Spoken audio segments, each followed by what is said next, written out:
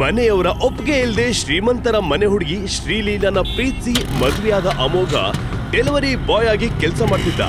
ಆದರೆ ಇವತ್ತು ಬಂದಿರೋ ಈ ಆರ್ಡರ್ ಅವನ ಜೀವನದಲ್ಲಿ ಬಿರುಗಾಳಿ ಎಬ್ಸುತ್ತೆ ಅಂತ ಅವನಿಗೂ ಗೊತ್ತಿರಲಿಲ್ಲ. My dear sweetheart, today is the most memorable day for me.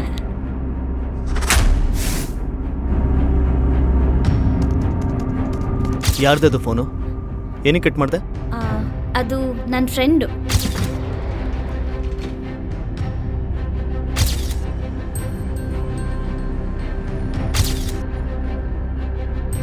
ನಿಮ್ ನಂಬಿಕೊಂಡು ಇಷ್ಟು ದೊಡ್ಡ ಪ್ರಾಜೆಕ್ಟ್ ಕೊಟ್ಟನಲ್ರಿ, ಇಷ್ಟೊಂದು ತಪ್ಪು ಮಾಡೋದು. ನೀವು ನಾಳೆಯಿಂದ ಕೆಲ್ಸಕ್ಕೆ ಬರೋದು ಬೇಡ. ಅದು ಗೆಟ್ ಔಟ್. ಸ್ವಲ್ಪ ಆಫೀಸ್ಗೆ ಹೋಗೋದಿತ್ತು, ಶೂ ಪಾಲಿಶ್ ಮಾಡ್ಕೊಡ್ತೀಯಾ? ಕೆಲಸ ಸಿಕ್ಕಿಲ್ಲ ಅಂತ ಬೇಜಾರಾಗೋದು ಬೇಡ. ನಾಳೆಯಿಂದ ಕೆಲಸದೊಳನ ಬರಬೇಡ ಅಂತ ಹೇಳಿದ್ದೀನಿ. ಅಳಿ ಅಂದ್ರೆ ಹೋಟೆಲ್ ನಿಮ್ಮಪ್ಪಂದು ಅನ್ಕೊಂಡಿದ್ಯಾ? ಹೇಗ್ ಬೇಕೋ ಗಾಡಿ ಓಡ್ಸೋಕೆ. ನೀನ್ ಗಿಫ್ಟ್ ಕೊಟ್ಟಿರೋ ಸೆಕೆಂಡ್ ಹ್ಯಾಂಡ್ ಫೋನ್ ಇದನ್ನ ಇವತ್ತೇ ಸೇಲ್ ಮಾಡು. 2 ಹೊತ್ತು ಊಟನಾದ್ರೂ ಸಿಗುತ್ತೆ. 1 ರೂಪಾಯಿಗೂ ಭಿಕ್ಷೆ ಬೇಡೋ ಭಿಕಾರಿ ನೀನು. ಅದೇ ನೀನು ನನ್ ಮುದ್ದಾದ್ಲಿ ನನ್ ಮದ್ವೆ ಅದ. ಭಾರತದ ಅತಿ ದೊಡ್ಡ ಕಂಪನಿಯಾದ ಅರಸು ಗ್ರೂಪ್ ಆಫ್ ಮೀಡಿಯಾದ ಸಿಇಒ ಚೇಂಜ್ ಆಗಿದ್ದಾರೆ. Let's make the announcement. ನಮ್ಮ ಅರಸು ಮೀಡಿಯಾದ ಹೊಸ ಸಿಇಒ ಆಗಿ ನನ್ನ ಪ್ರೀತಿಯ ಮೊಮ್ಮಗನ್ನ ಅಪಾಯಿಂಟ್ ಮಾಡ್ತಾ ಇದ್ದೀನಿ.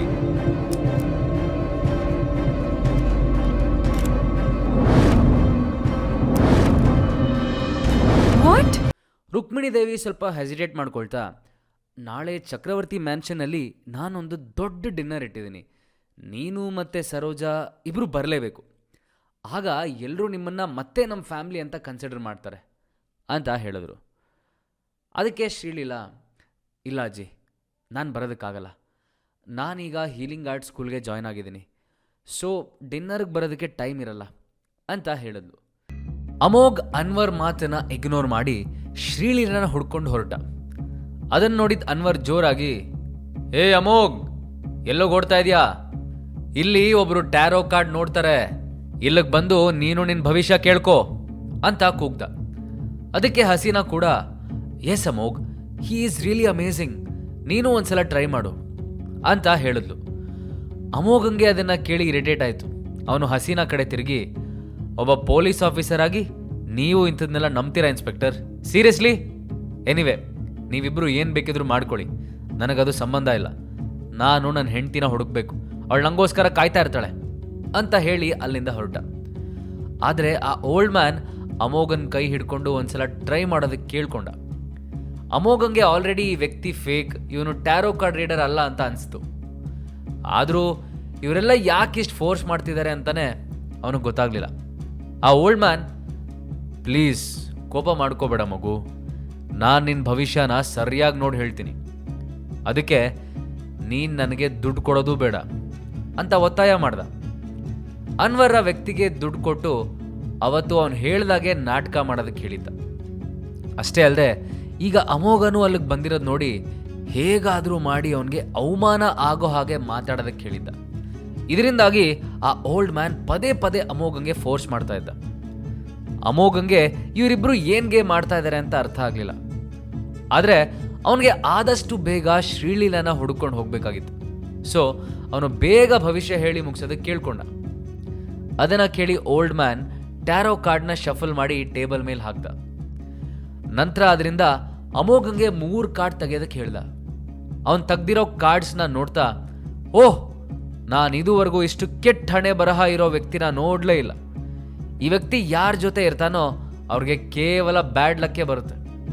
ಇವನ್ ಜೀವನ ಪೂರ್ತಿ ಕೇವಲ ಹೆಂಡತಿ ಮನೆಯವ್ರ ಋಣದಲ್ಲೇ ಇರ್ತಾನೆ, ಅವ್ರು ಕೊಡೋ ಹಣದಲ್ಲೇ ಜೀವನ ಮಾಡ್ತಾನೆ ಅಂತ ಹೇಳ್ದ.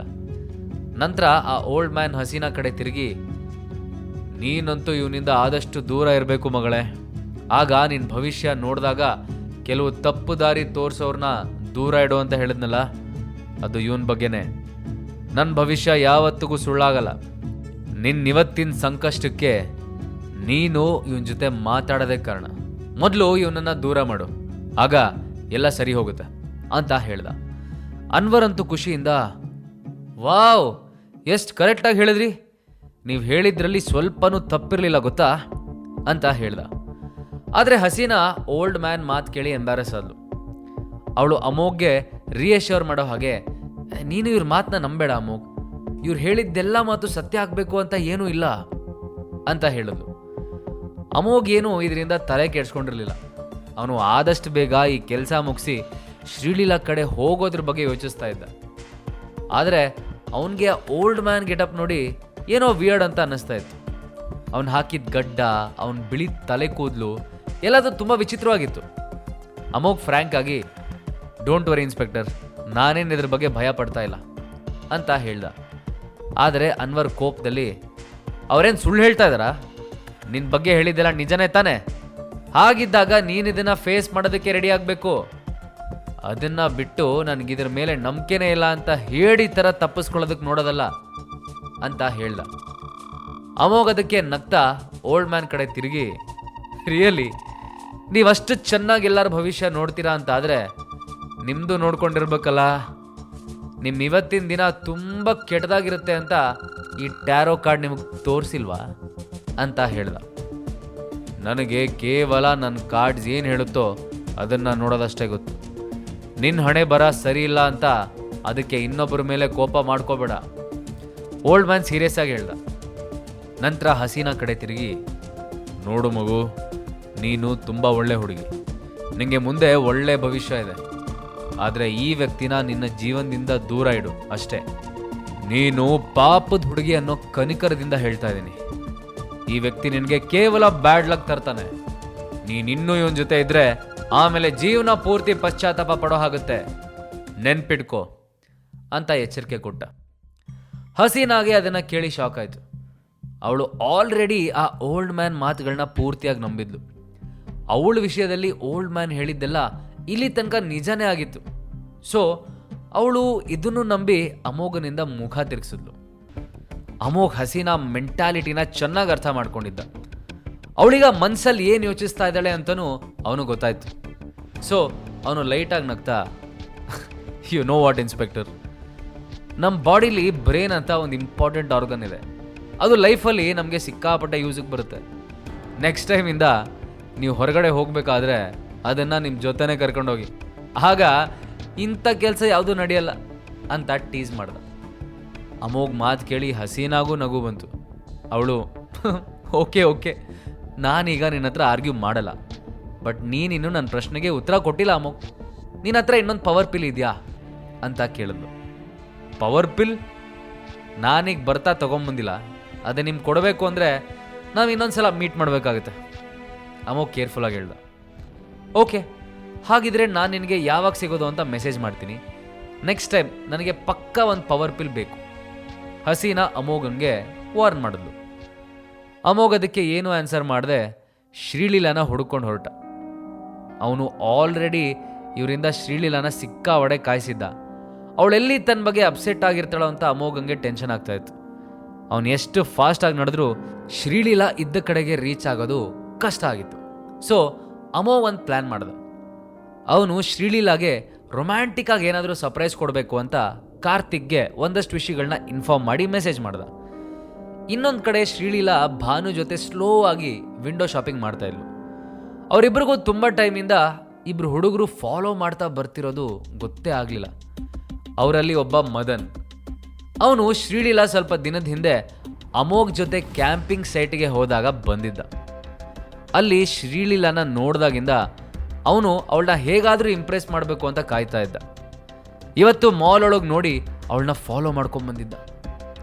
ಮದನ್ ಶ್ರೀಲೀಲಾ ಹತ್ರ ಬಂದು, hello Sreeleela, what a pleasant surprise, ನಾನು ನಿನ್ನನ್ನು ಇಲ್ಲಿ ನೋಡ್ತೀನಿ ಅಂತ ಅಂದ್ಕೊಂಡೇ ಇರಲಿಲ್ಲ ನೋಡು ಅಂತ ಹೇಳ್ದ.